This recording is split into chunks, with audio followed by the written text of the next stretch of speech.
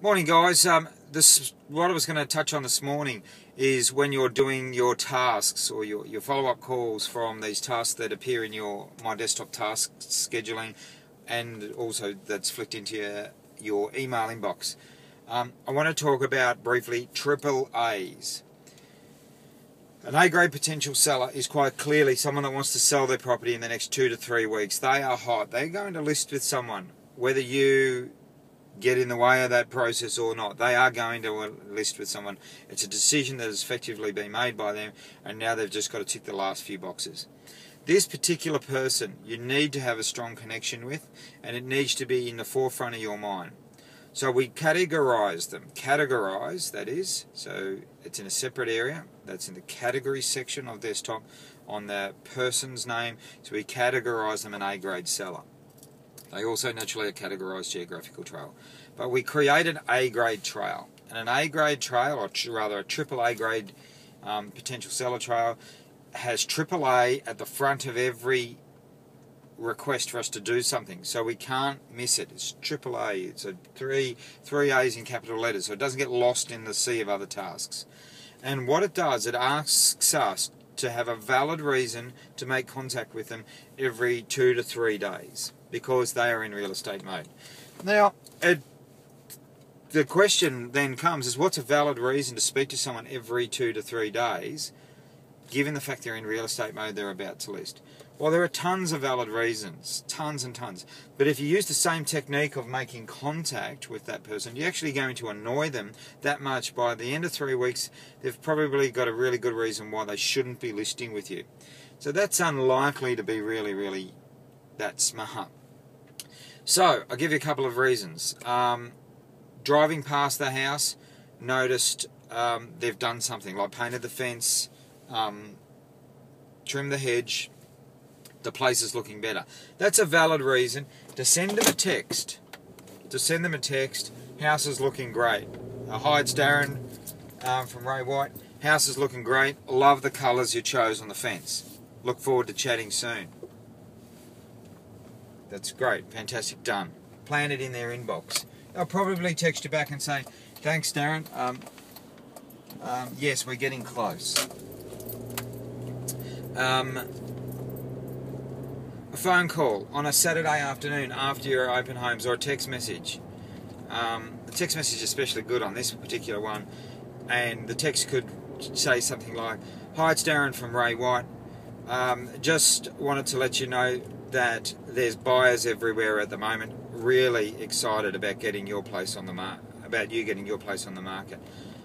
Had several homes open on the weekend. One quite similar to yours. Plenty of buyers through, a number of offers on the table. Should be able to get a deal over the line really soon. Feeling really positive about the market for your property. Great soft message, not asking for anything in particular, just a message a message out there. A just listed or just sold card in their letterbox. Okay, in their area. So, you know, it may not fall into where the Magics or your 50s or whatever you might be doing, where it might not fall into the radius of that. But I tell you what, nothing would be better to another bit of success marketing with no real call to action, but a simple bit of success marketing to appear in their letterbox. So important for them to see you as a successful agent when they're about to choose which agent they're going to go with. A card to say thanks if they've done something genuinely. If you just wanted to say thanks for maybe a conversation that you've had with them, a little thank you card. You should be sending thank you cards anyhow. You should have a ton of them on your desk, and they should be going out as you see fit. But a little thank you to say thanks, guys, for our conversation the other day. I look forward to being able to be of further assistance in the future. No need for anything else other than thanks. Phone conversations. Obviously, if you can't have a phone conversation, well, you need to get a new profession. So, what can you be ringing them up and saying?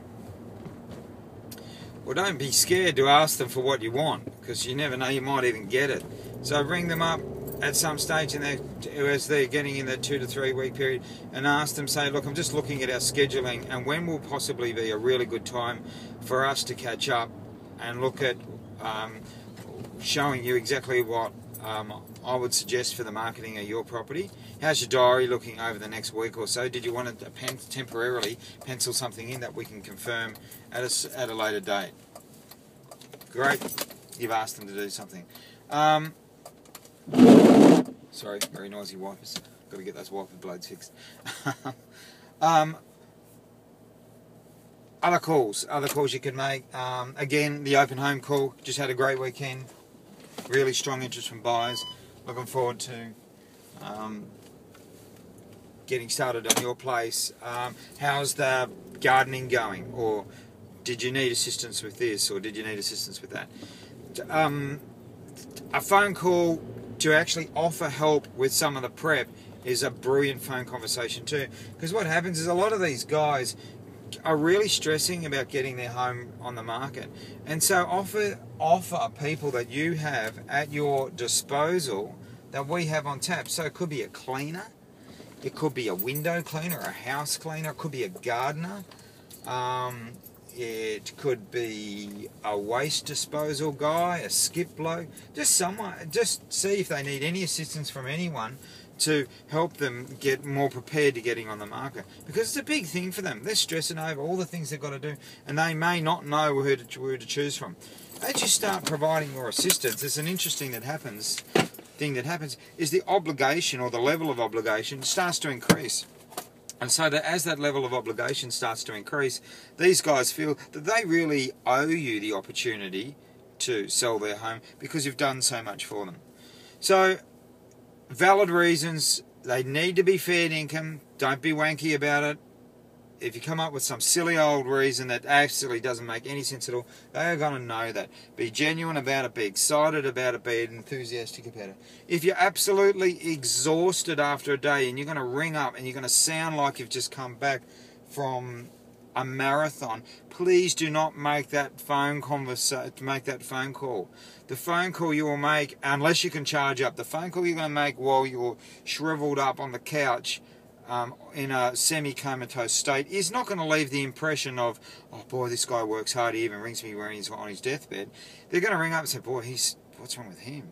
You know, they don't know how hard you work for the day, but certainly an enthusiastic text message could be a great way to get something into their mind about how positive you are about their property. And especially if one of these messages comes quite late in the afternoon on a Saturday, because like at 7 o'clock on a Saturday, they're going to be out at lunch or at dinner with their friends or relaxing, and they get a bit from an agent, and the agent said just finished, knocked off for the day, great result with people coming through our open homes, and I'm feeling excited about yours. They're going to be looking at, boy, this guy's a guru, probably at dinner, and tell their friends that also.